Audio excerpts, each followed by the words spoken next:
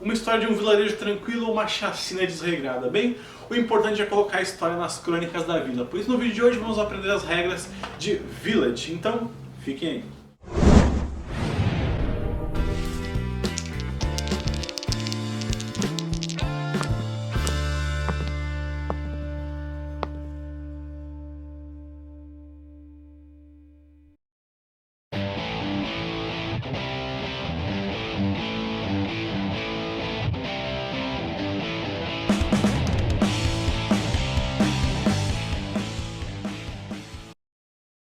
Em Village, os jogadores controlam uma família que tem que se esforçar ao máximo para colocar o seu nome nas crônicas da vila antes que o tempo acabe. Então, vamos ao setup. Cada jogador recebe as peças da sua respectiva cor, coloca um dos disquinhos no zero da pontuação e um dos disquinhos no seu próprio player board logo após a ponte. Recebe os seus meeples de número 1 que ficam colocados no seu tabuleiro de fazenda e uma moeda. Os 4 meeples pretos são colocados dentro da sacolinha da igreja para serem puxados mais adiante. O mesmo se faz agora com o setup dos cubos. Dependendo do número de jogadores, é uma carteirinha diferente dos cubos. Nesse aqui nós vamos jogar com 4, que são 5 de cada cor e todos os 6 pretos que são colocados dentro da sacolinha dos cubos da cidade. Aí os tiles de consumidores são colocados na área do mercado, assim como o tile de anel dentro da prefeitura. Feito isso, nós vamos agora completar o tabuleiro sorteando as peças do saquinho da cidade. A gente respeitando sempre esse tile aqui. Então no caso é 1 aqui, 2 na parte das viagens, 4 na parte do trigo, 1, 2, 3, 4, 3 na prefeitura, 4 no casamento, 3 na igreja e 7 na parte da cidade. 3, 4, 5, 6, 7. Os cubos que sobrarem voltam para o pool. O jogador mais velho recebe o marcador de primeiro jogador e ele pode começar a fazer as ações. No turno de cada jogador, o que ele vai fazer? Ele vai ter que, obrigatoriamente, pegar algum cubo do tabuleiro e então fazer a ação do lugar que ele pegou o cubo. Vamos agora olhar cada uma das ações. A primeira ação é a ação de família. Nessa ação, o jogador vai pegar um cubo e ele vai realizar a ação de família. A ação de família é pegar de fora da fazenda e adicionar à tua fazenda o menor número que tiverem fora, no caso o 2, depois que todos os 2 estiverem no seu tabuleiro, vai começar a pegar os 3 e assim por diante até que tu chegue a pegar os 4, tenha todos os membros da tua família na tua fazenda. Ou então, caso tu tenha algum membro da tua família alocado em algum lugar, tu pode retirar ele daquele lugar e colocar de volta para a tua fazenda. A próxima ação é a ação do conselho da cidade. Quando o jogador pegar um cubo dali, ele pode escolher se ele vai colocar um dos workers dele num espaço da abertura, caso ele não tenha nenhum, ou ele pode simplesmente, quando pegar um cubo, avançar um worker dele no conselho. Quando ele pegar e colocar um worker dele, ele vai pagar o que está em cima do lugar. No caso, um tempo, ele vai avançar um tempo, ele pode pagar um pergaminho ou 2 cubos verdes. Quando ele fizer isso, ele pode realizar a ação que está embaixo do lugar dele. No caso, seria aqui pegar o anel. Caso ele avance e venha para cá, ele vai pagar o que está ali em cima novamente, mas dessa vez ele pode realizar tanto a ação que está embaixo, isso aqui, que é pegar 2 cubos de qualquer cor, quanto fazer as ações anteriores. As ações são pegar o anel, que significa que tu vai ser o primeiro first player no próxima jogada, pegar 2 cubos de qualquer cor do supply, pegar um marcador de recursos qualquer, ou trocar uma moeda por 3 pontos. Isso aqui só pode ser feito uma vez. Tu pode também pegar o cubo e simplesmente para ativar a ação de baixo. A próxima ação é a ação de colheita de grãos. Quando o jogador retirar aquele cubo, ele vai fazer a colheita. A colheita é muito importante, que ele tem que ter pelo menos um personagem na fazenda dele. Ou seja, caso ele tenha a fazenda dele vazia, sem ninguém nela, ele não pode realizar a colheita. Feito isso, ele vai ver o que ele tem. Caso ele só tenha um personagem na fazenda dele, ele vai ganhar 2 sacos de grãos. No player board, cada jogador tem 5 espaços para grãos, que é o máximo que cada jogador pode ficar guardado. Não importa o número de personagens que tu tenha, tá fazendo, sempre vai ganhar somente dois sacos de grãos. Caso tu tenha um arado e um cavalo, tu vai ganhar 3. Caso tu tenha um arado e um boi, tu vai ganhar 4. Caso o jogador, quando faça essa ação, tenha que receber algum saco de grão que não possa entrar aqui, ele simplesmente é descartado e ele ganha o máximo que ele pode receber. A próxima ação é a ação da viagem. Quando um personagem tirar o cubo aqui, ele vai poder fazer a viagem dele. Ele vai pegar um dos personagens que está na fazenda e vai pagar o custo de um dos caminhos e vai colocar o personagem dele aqui. No caso, ele vai pegar 2 rosas, uma carruagem e 2 tempos para vir para cá, ou 2 marrons, uma carruagem e 2 tempos para vir para cá. Quando o jogador chega em alguma localização que ele ainda não tenha colocado um dos disquinhos dele, ele vai colocar o disquinho dele e vai ganhar automaticamente aquele recurso. Ou seja, no caso, se ele chega aqui, ele ganha 3 pontos. Aqui ele ganha 2 cubos qualquer, uma moeda e 3 pontos. Desse ponto, as próximas vezes que esse jogador for fazer essa ação, ele pode ou mandar outro personagem dele em viagem, ou ele pode continuar com esse aqui viajando. A partir desse ponto ele só pode seguir as estradas, ou seja, ele só pode vir daqui pra cá, ou daqui pra cá, no caso ele não poderia porque ele estaria voltando para a vila. A próxima ação é a ação de abrir o mercado. Quando o jogador pega o cubo daqui, ele vai abrir o mercado para todos os jogadores terem a oportunidade de comprar. Os tiles que estão disponíveis são somente esses daqui. Esses daqui são simplesmente para o jogador conseguir ver o que vai vir no próximo mercado para ele poder se programar, caso ele não consiga comprar nada nesse. Os tiles do mercado, como é que são? Eles têm o que pede, o que o jogador pede e o que tu ganha de pontos no final do jogo. Caso o jogador devolva esses supplies, ele vai pegar esse tile e vai colocar na frente dele. Esses pontos aqui, eles só são dados no final do jogo. Depois que o jogador da vez tiver feito a sua compra, vai para o próximo jogador à esquerda dele, que vai poder fazer uma compra, mas esse próximo jogador vai ter que pagar um cubo verde e um tempo para poder realizar essa compra.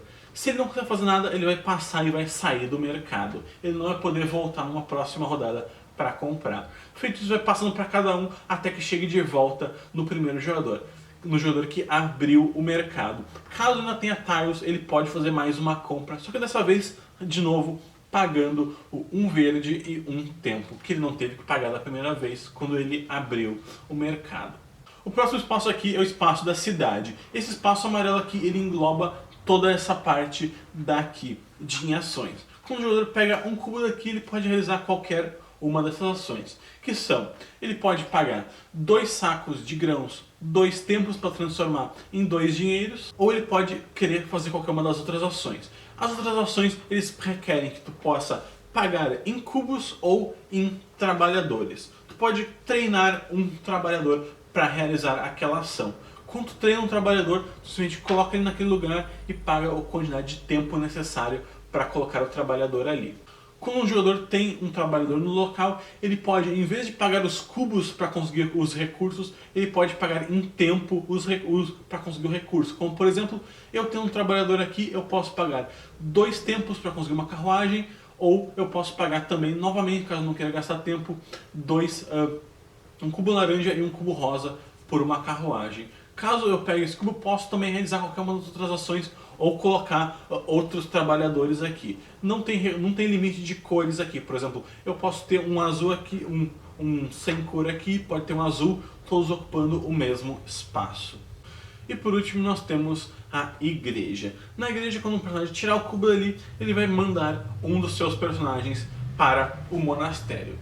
Ele vai pegar um dos personagens qualquer da sua fazenda e vai colocar no saquinho preto, que é o saquinho da missa. Para isso, ele tem que pagar aqui ou um marrom ou 3 tempos para colocar ele ali dentro.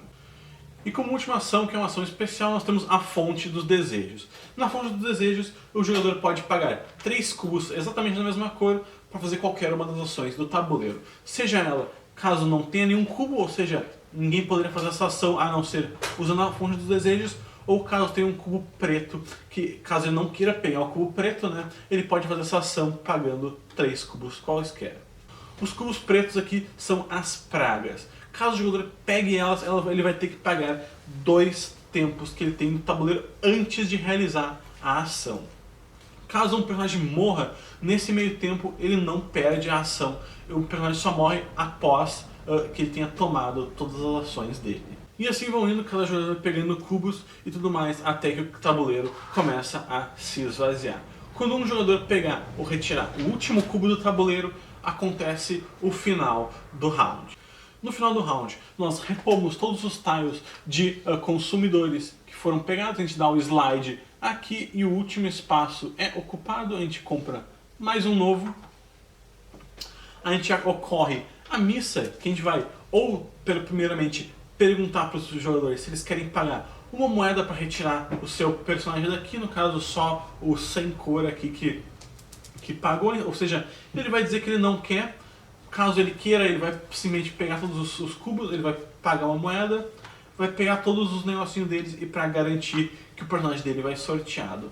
Caso contrário, ele vai ter que pegar na sorte e vão ser sorteados 4 personagens aleatórios. No caso, 1, 2, 3, 4. Pode sair já como tem 4 meeples pretos, pode acabar que somente os 4 meeples pretos sejam sorteados e nenhum jogador venha para fora. Mas, caso for sorteado, ele é colocado no primeiro espaço aqui da igreja. Depois disso, depois que foi feita a missa, os jogadores podem pagar grãos para avançar o seu personagem.